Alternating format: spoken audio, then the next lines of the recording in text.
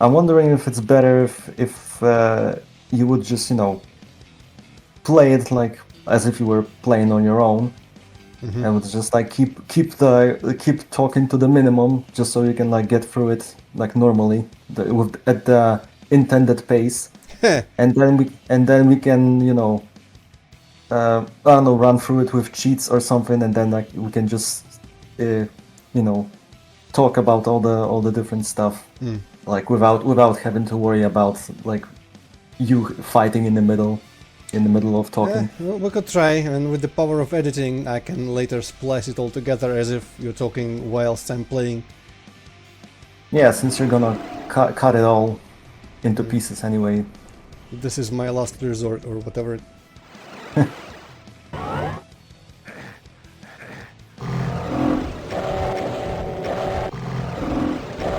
Well, I guess it's self-explanatory. I had this idea of like having to use the teleporter. I just imagine that like when you see a horde of demons and you only have a rocket launcher, you will just naturally start backtracking, and then you'll hit the teleporter and hopefully get the idea behind this. This is just the two identical parts that are like connected. So when you teleport, the demons go towards you. So this is the opposite of the teleporter that you used. I'm actually really wondering, because I feel like a lot of the fights in here definitely benefit from knowing how they work ahead of time. So I'm wondering how much I can just coast lazily through these fights after knowing exactly how they work. Some of them probably would be significantly easier. Ah, this part. This so yeah. So I think the original inspiration for this, and this is like once again something that is uh, a super vague inspiration, because obviously this is not the only game that used that. But it's actually, I was thinking about a place from Half-Life 2 Episode 1 at the beginning in the Citadel. There is like you go into this like tunnel, and there are those energy bolts like flying at you, and you have to like slowly dodge them. This was actually supposed to be a little bit different at first. I think I wanted to have switches that you would like you would have to like press enough switches to stop the arachnotrons from shooting you. But I couldn't get it right. Eventually I just said, okay, I'm just gonna make it super simple. Like you just have to figure out the pattern. But I guess I underestimated how how tricky it is to discover the pattern. So this is actually something on my list. I'm not exactly sure how am I gonna address this, but I wanna do something to honestly honestly, I think even giving away the solution immediately would probably not hurt it, because you still have to do it. So I don't know. Maybe I'm gonna do that. And I'm still not sure why that works, this like slow backing down. I guess you just spend enough time on one side so that you can safely switch.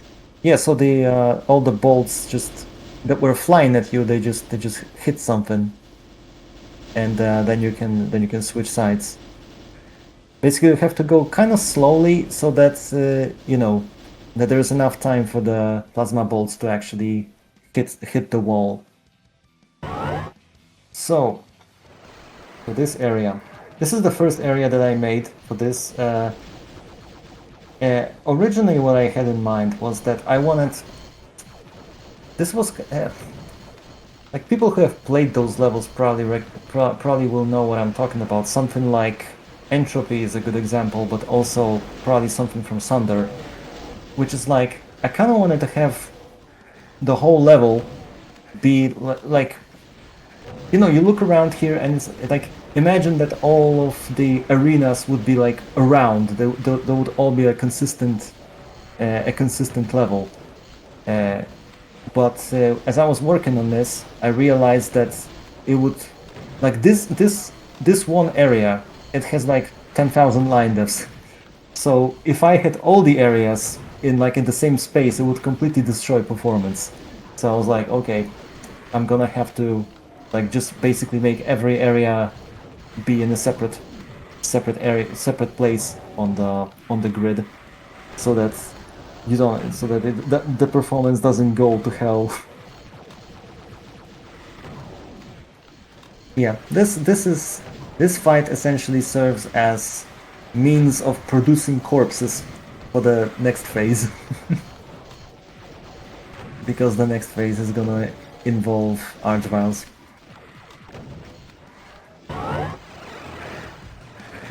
Yeah, so this fight is, I guess, well, it's not gimmicky, but it's one of those weird things where it's like I wanted to have a fight in the lava to add a bit of pressure, but not too much. So actually, there's like a bunch of soul spheres that periodically just get applied to the player via voodoo dolls, so that if you're not taking too much damage, then you like it will just completely negate all the damage from the lava.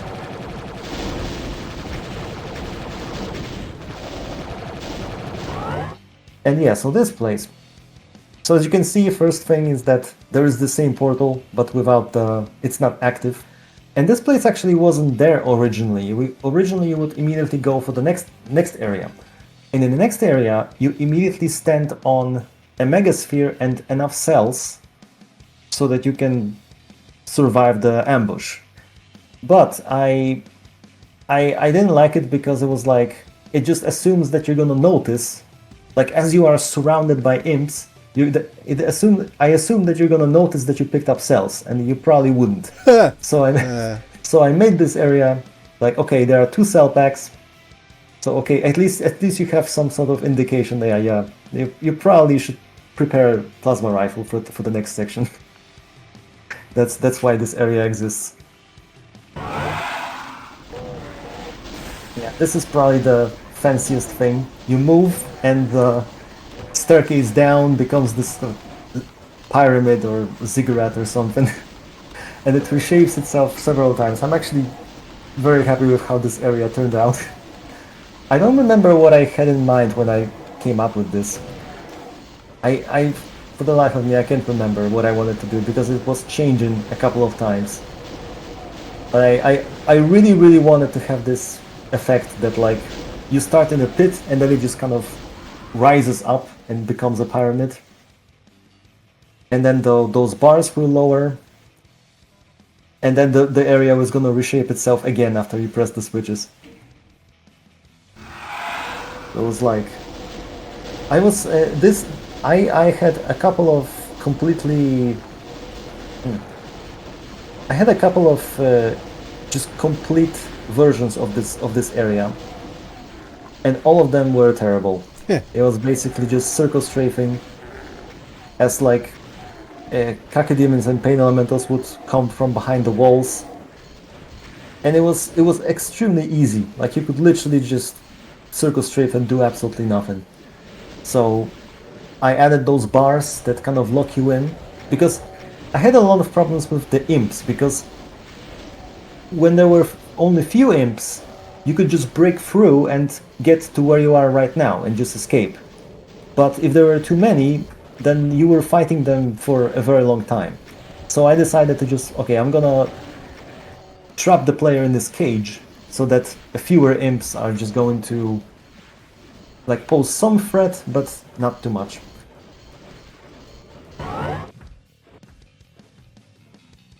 Yeah, and this stage basically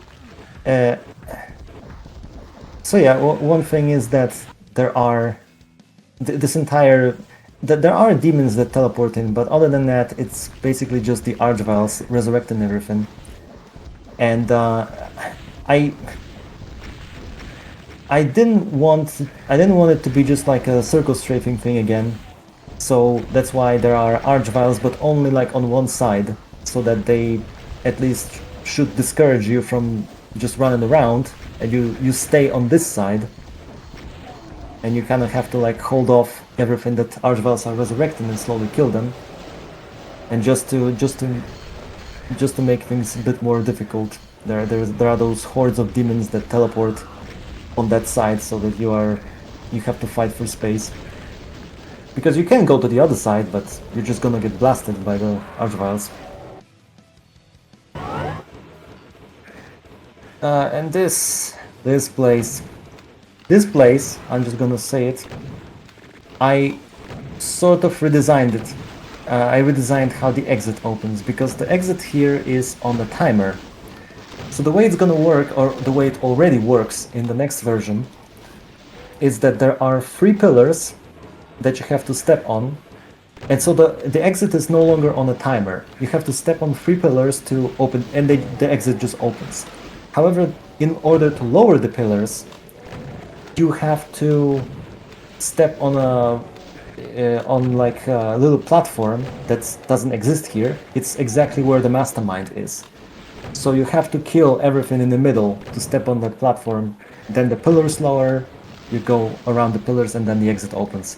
So that kind of solves 2 problems. The first problem is, of course, that you have to fight actually to get out of here. And the second problem is that the timer is only for when the monsters teleport. You don't have to like wait for some set amount of time for the exit to open. I think I had, just in retrospect, I think I had a bit too many situations where the exit just opens on the timer because it's always difficult to predict how the fight is gonna go.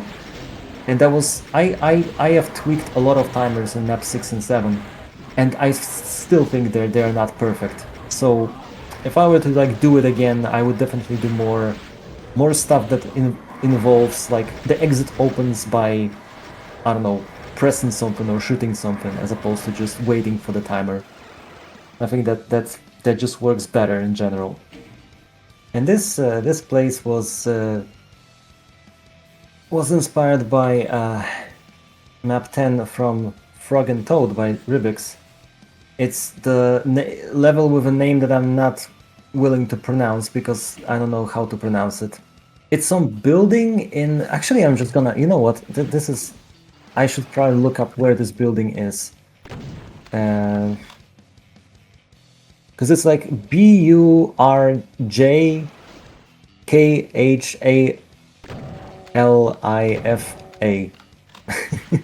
There's a skyscraper in Dubai. Okay, there it is. And it's so that level in Frog and Toad, I have it on my YouTube channel. It's that crazy platforming level. It's basically just made of pillars.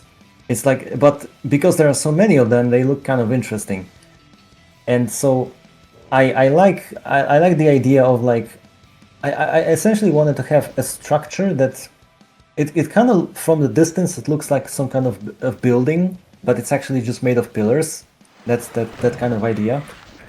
But of course, I wanted to make it a lot more sane than that level in Frog and Toad, so that you basically, there's no real platforming here. You can just like, you can pretty much run at full speed here and just like most of the time, and you can just like, there's, as long as you're moving, you're not gonna fall between the pillars. And so that's like, you're climbing, but you know, the only real challenge is that sometimes there's like a cacodemon or a lost soul teleporting and knocking you off. Originally, I think I wanted to make the platforming a bit more difficult, but I felt like for this level it just doesn't fit. I was like, I mean, it is technically platforming, but it's, you know, it's not like really challenging. It's not a challenging platforming. Yeah, so this final big battle, big slaughter fest, essentially. That was I kind of wanted to have like some large scale fight at the end, but it's all okay. I'm gonna just say something about the final levels. A lot of the final levels in WODs, in just normal games, in mods, uh, essentially the difficulty often just skyrockets in those like a final level, like the final boss or something. And it, on one hand, it kind of makes a lot of sense. The final level will be the hardest. But I always, honestly, when I play something and the final level, like there is this like, there's usually some really exciting epic music. The visuals are very exciting. Everything is like large scale and epic. And then there is this boss or whatever, a fight that takes me like 50 attempts, and all of that atmosphere just goes away because the thing is just way too difficult, and I'm just exhausted by the end of it. So while it definitely did not work out this way for you, I wanted this fight to be basically. It's honestly it's really simple because you have pretty much infinite ammo, as you probably have noticed. The ammo there's so much ammo here that you can literally just hold the BFG trigger non-stop and you will not run out of ammo as long as you keep picking it up. There are a lot of like soul spheres and mega spheres, and it's a little bit, I guess, maybe to some extent inspired by this by the ending of Half-Life 2, where you get the supercharged gravity gun, where it's like instead of this being like the final challenge that is like the hardest thing in the world, it's basically like, okay, thanks for playing. I'm glad that you made it this far. Now have the BFG pretty much infinite ammo and just murder like thousands of monsters. It's basically this. And so instead of going for the challenge, it's more about just the spectacle of just killing everything. Oh, and this part was literally just like, ah, you thought it was over, and here's like 500 more monsters. Just again, this is not supposed to be like challenging or anything. It's just like the final. You go towards the final staircase, and it's like, again, it's like you thought it was over, but here's even not more, but there's another horde of monsters. And this place actually took me a lot of time, not really to to construct so much, but to come up with the idea, because I had a couple of ideas that completely did not work. I wanted to have some sort of like a bright horizon in the darkness where you would teleport and you would see like the silhouettes of monsters on like a white or the bright background or something. That completely didn't work. Then I wanted to have like a gigantic gate.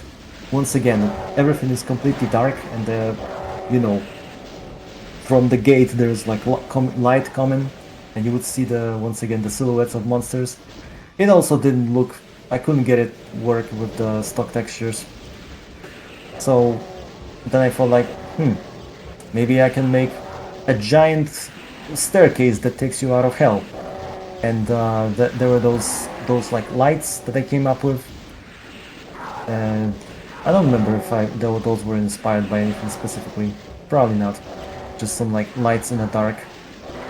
So yeah, well, I guess the only other thing I can say is that I kind of like how, because obviously the floor and everything else is completely black, so you don't really see the light differences. But there are actually light differences in this entire corridor, so to speak. So the monsters are of like different light levels, and it's kind of cool when you watch them like approach you, and they're slowly like going darker and brighter as they move.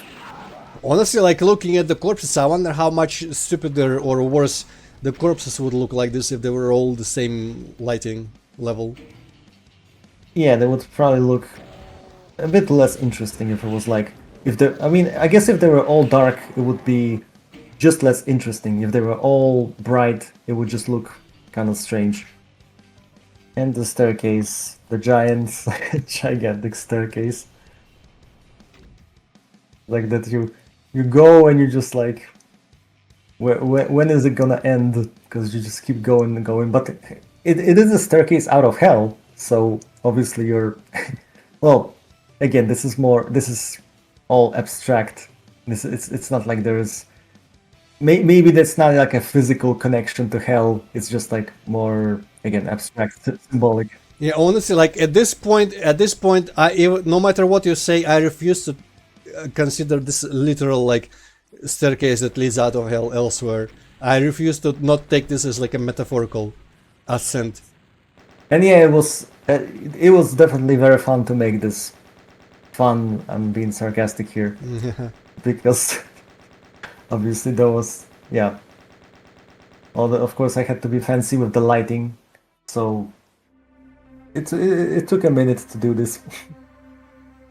Interesting ending. What is the intended takeaway from the story? Oh, you've escaped hell. That's for sure. You ascended that staircase, the giant staircase, And now I am. and this is a to be continued that will never be continued. Ah. Actually, uh, there's actually I was thinking about this because uh, I think it was maybe it was Vile. It was probably Vile. Said that like he really wanted some like story conclusion to this, Yeah. which you know, on one hand, like of course, I couldn't have a message after map 8, but even if I could, I mean, what could I possibly write? Like there's only room for like 3 sentences, so it's like what kind of conclusion could I have there? So right now I'm thinking that maybe this is I haven't done this yet, but this is like something on my list.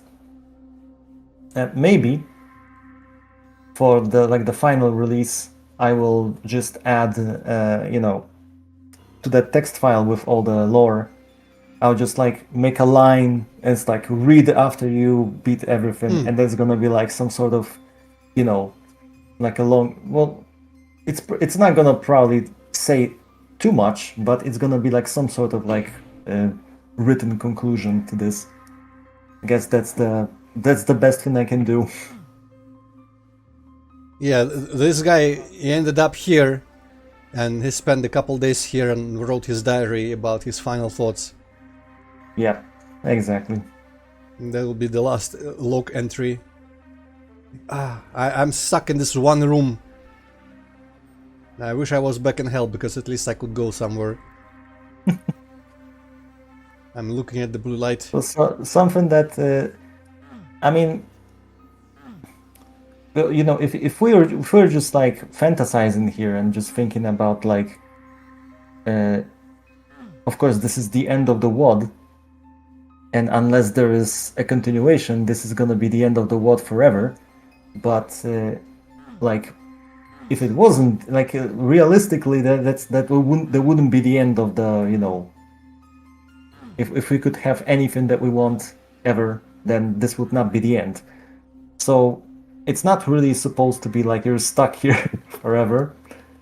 But actually, the design of this particular area is, I don't remember. It might have been some. It might have been some, you know, one of those liminal images Ah, where it's like, I don't know. I don't know if that was the intention in that particular picture, but I kind of like the idea that there's like you can see like, you know, there is like some sort of chasm, and you're on one uh, shore, I guess, and the other shore is like right there, but it's just far enough that you cannot actually reach it. I don't know. That's just that's kind of sad, I guess. The destination is so close, you can see it, but you have no means of reaching it. And that's it. You can't do anything else. I mean, you can just keep looking at the horizon or something for the rest of your life.